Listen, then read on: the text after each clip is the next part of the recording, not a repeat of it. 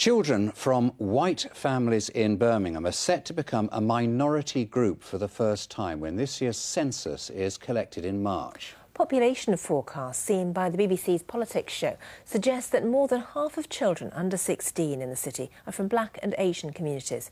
Birmingham could become a minority white city within the next 10 to 15 years, as Ben Godfrey reports.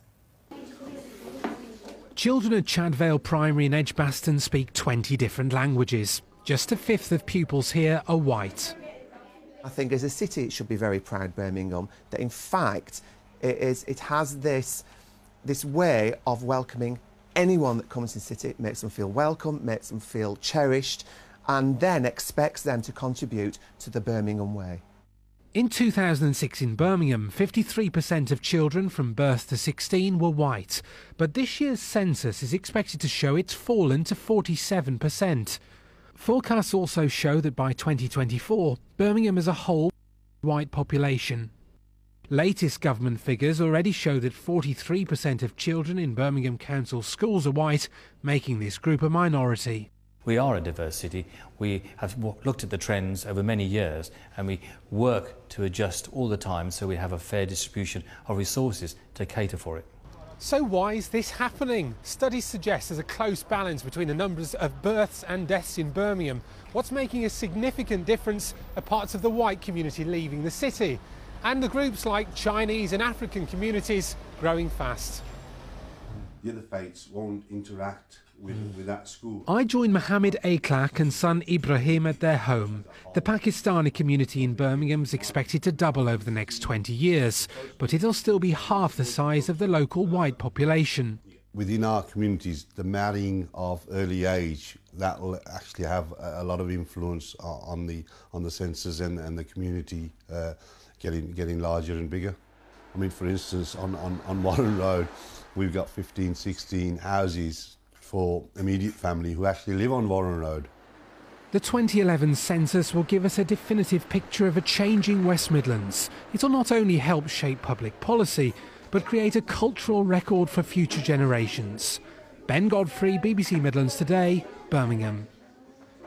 Watching that with us, our political editor, Patrick Burns. Hi, Patrick. So from that, it seems the census is likely to be a mixture of surprises, plus things that we sort of already knew.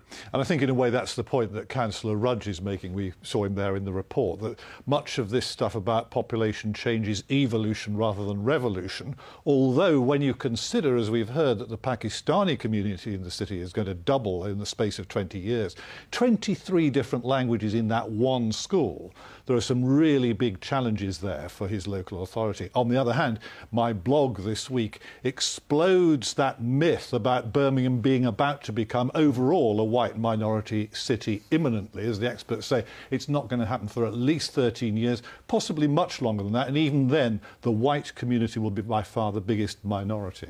And Patrick, the census is always interesting, but what's the real point of it?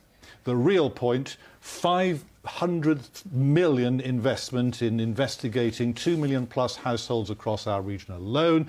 And the idea is that the government's number crunchers in Whitehall departments can see, for example, if we are falling behind, as we expect, in education and training, then they can weight future government spending plans accordingly to take account. It's not just about numbers, though, is it? I mean, the politicians have got to decide, really, how they're going to use this info. Heavy-duty politics, highly charged debate about immigration, diversity, multiculturalism. Only this week, the Conservative co-chair, Baroness Varsi, has complained that there's too much anti-Muslim sentiment, which is becoming socially acceptable.